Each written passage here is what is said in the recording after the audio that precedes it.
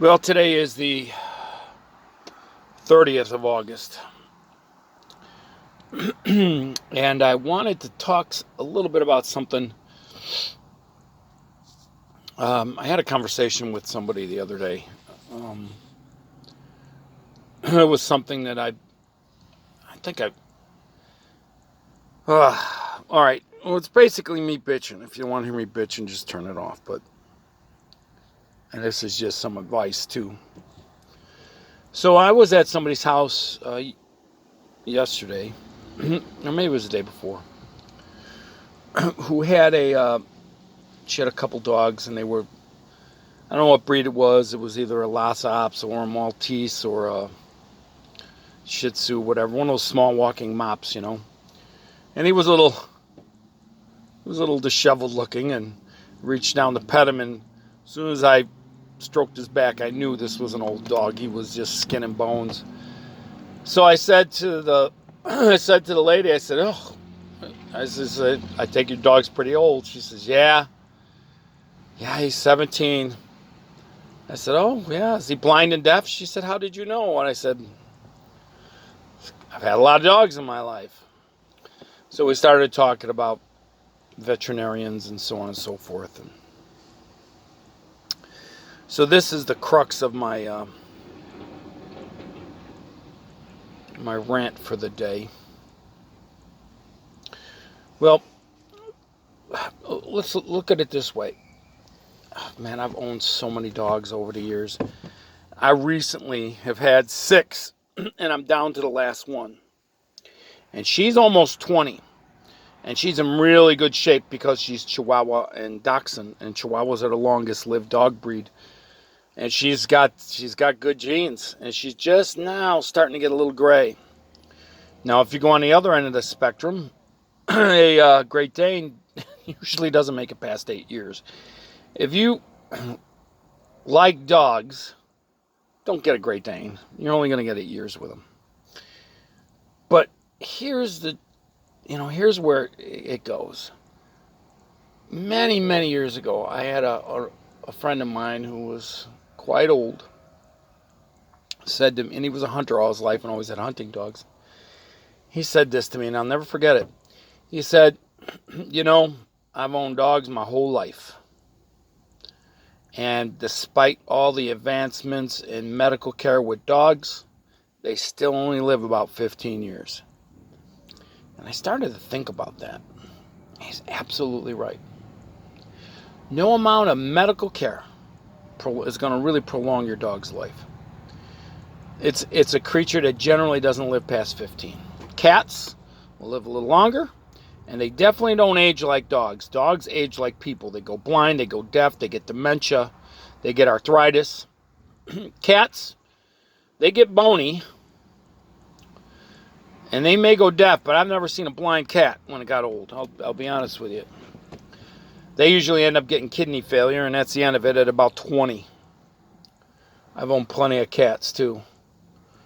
So, this is what I wanted to say. And there's a couple things, and I'll drive my point home. Many years ago, I had another dog that was part Boston Terrier. He was only about 4 or 5 years old. He was a young dog, and his lymph nodes right here would be equivalent of being here on us, swole up like walnuts. And I remember looking at him and feeling him. I go, "Oh, this isn't good. He's either got some type of infection or he's got cancer, probably lymphoma." And that's what I thought. I'm not a medical doctor, but I do know a few things. So I took him to the vet. And so I'm filling out the paperwork, and they said, "Well, is he up to date on his shots?" I said, "No, he's not." They said, "Well, we can't look at him unless he's up to date on his shots, and we have to give him shots first." And I said, "Well, that's kind of ridiculous, isn't it? Considering if this dog has lymphoma, which I suspect, at the very least, this dog's immune system is compromised. Giving this dog a series of shots is not going to help him. It's going to make him worse. You wouldn't do this to a human being if they have a compromised immune system." So then she proceeds to tell me, well, we can't be liable if the dog is sick. It's going to, it infects other dogs that come in here. I said, well, I'm already in here. And if the dog is sick and is not vaccinated, then anybody in here that has a dog is going to get sick anyway. So it ain't going to change anything. Yeah, but it's our policy. We have to give them. I said, okay. So let's say I get the dog shots and everything is okay. Yeah, everything will be fine. She says. I said, really? So let me. If I remember correctly, when you get a vaccination, it takes about 2 weeks to build up immunity from that said vaccination. So if I bring the dog here and you give the dog the shots, still ain't going to make a difference. The dog's still going to be infectious. They didn't like that. They didn't like that at all because people don't realize this. The average pet owner or the average human being doesn't really know much about their own health, let alone an animal's health. I mean, I hate to say this, but it's really the truth. And I eventually gave in because I just wanted the dog to get looked at. So I take the dog in, and he gets his shot. They come and look. They feel him, around, and they look, and they said, oh, man, I think this is lymphoma. And I said, well, we could do this, and we can do that. And so they're pushing all these treatments on me. And I said, no heroics here. Put the dog down. And I could see what they were doing. It was just manipulation. It was a manipulation to play on my feelings. I don't like dog and cat vets, and it's basically what I'm telling you. These guys are like used car salesmen. Dog and cat vets are pieces of shit. I'm sorry. They just are. I don't trust them. So let's go to this past week. This past week at my church, there's a young woman by the name of Ashley. And Ashley got herself a rabbit. Young woman, meaning she's like 36. And Ashley just impulse bought a rabbit for her family. So she came to me, and I've only known her for about a year. She comes to me and she tells me this story. She says, Rick, I took this rabbit to the vet. I looked at her and I said, you took a rabbit to the vet, honestly? She said, well, I wanted to get checked out. And I said, well, I'm glad your husband's got deep pockets. She said, yeah, they want me to spay this rabbit. I said, spay the rabbit? She said, yeah. I said, really? How much do they want to charge you for this? They want to charge me $900. I said, Ashley, it's a scam. She says, I thought it was a scam. Well, let me tell you why it's a scam. Unless you have a male rabbit around, I wouldn't worry about it. Well, she said the rabbit, this is what she told me. The vet told me the rabbit might get uterine cancer. I said, this animal is going to live to about be 8 years old. If it gets uterine cancer, it gets uterine cancer. It isn't going to live a long life. 8 years is usually the maximum you'll get out of a domestic rabbit. And I told her, I said, these animals rabbits don't even have an estrus cycle. I said, they will ovulate, in the act of mating with a buck causes them to ovulate. This is why European rabbits, are so prolific, because they don't have to have an estrus cycle. As long as a male mounts her, it stimulates the female to ovulate. And boom, she's pregnant. So I said, it ain't going to matter. You don't have a male around, and she ain't going to be mating with any cottontails. Everything will be fine. She goes, well, thank you. But this is what I'm talking about. This is the bullshit. See, vets take advantage of people. They know that they want the best for the animals, and they know people are emotionally attached. So what do? They play upon these two things. Veterinarians are assholes. I mean, I'm going to say dog and cat vets. I am not going to say this about veterinarians that work with livestock, because veterinarians that work with livestock have a running understanding that livestock is the livelihood of the animals that are owned by that. The animals that are owned by that farmer. So animal husbandry is something that they are well aware of, and they are well aware of. And the nice thing about farmers are very pragmatic about things. They could be attached to things, but they definitely know, okay, gotta go, see ya. Now I'm going to say this, and it's probably, I know it's changed. This is the way I look at veterinarians. If you got a good vet, you keep them and you recommend them to other people. A good vet is like a good mechanic and a good medical doctor. You want to recommend them to other people, and you don't want to get rid of them because the rest of them all suck. I have one good vet in my lifetime, and that was an exotic animal vet. He would go out of his way to figure out how to save me $1. He'd go out of his way. And it was right down to the point where he would, back when I used to raise parrots, he saved me emergency fees. If it was, an after hours thing, he said, hey, I'm coming in the clinic to do some treatments at like 7 o'clock. Just bring what you got, save you the fee, blah, blah, blah. And then, surprisingly, he showed me how to do certain things on my own, so I wouldn't have to keep bringing the animal back. It's like somebody going to a vet to get their dog's nails cut every time because they don't have the ability to trim the dog's nails, which to me is just freaking ridiculous,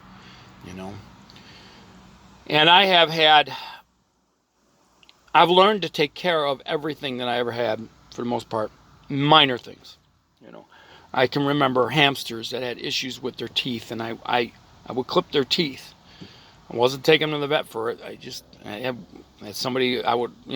did it. I have pulled the teeth, loose teeth on my own dogs. And this is why a vet will charge you $100 a tooth, right? And if you don't realize it, usually when the dog's teeth get to a point where they're really that bad, there's always several more that are loose, right? And it gets to a point when you have a dog that age that's losing teeth, they're too old to really be put under anesthesia. You're running the risk of them dropping dead from anesthesia. Now, they may not tell you that, or they may tell you that, but they're still going to want you to sign off because they want the money, right? Now, they won't do that to a person. If there's if you're 80 or 90 years old and you got bad teeth, they actually will not risk putting you under anesthesia to take care of your teeth because they're worried you're going to die and then there's going to be a lawsuit. So I learned just to if the dog's teeth are rotten, let them get to the point where they're real loose and pull them out yourself. And I got a collection of dog's teeth. I know that sounds a little weird, but it's true. I got teeth from every dog, just about every dog I've owned since I was maybe 30. The point I'm trying to make with this video is actually relatively simple. Don't trust veterinarians. Don't. Do your own due diligence. With social media now and YouTube and all these other things, you don't underestimate your ability to diagnose something in your pet. And do your due diligence and look these things up, what you possibly got going on, and what you can do to take care of it yourself. I'm just going to give you another example of one of the ways that vets rip you off. Heartworm meds, right?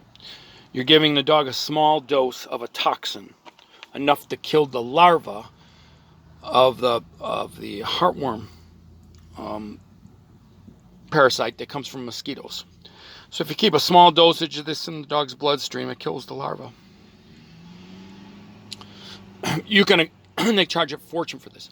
You can accomplish the same thing with the use of ivermectin with the dog. You just have to figure out the dosage for your size dog per month. Okay, and you give it, and you can put it topical on the back of the skin.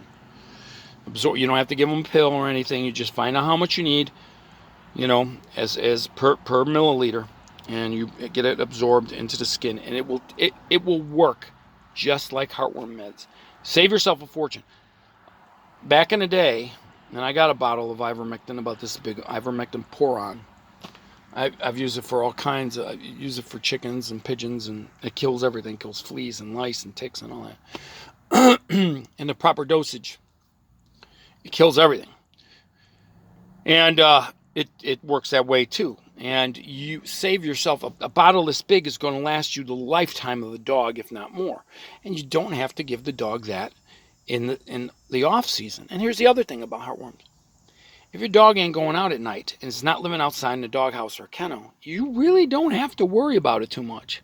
I mean, after all, if your dog is in the house with you most of the time, are you getting bit by mosquitoes? Seriously. If you're taking your dog for a walk, how are you getting bit to pieces? Because honestly, if you're walking and you're getting bit up by mosquitoes that bad, guess what? You ain't walking the dog very long now, are you? So the odds of your dog getting heartworm by keeping it in the house and it's working around your schedule, it's never going to happen. But if you're keeping a dog in a kennel outside all the time, the dog is going to get it. I promise you that. But otherwise, it's not. Use logic. Use reason. And I hope this is of help to somebody. I know it seems like a stupid video to make, but this is why I don't trust veterinarians. I just don't. They suck. At this point, you can't trust anybody anymore, can you? When it comes down to it. Until next time.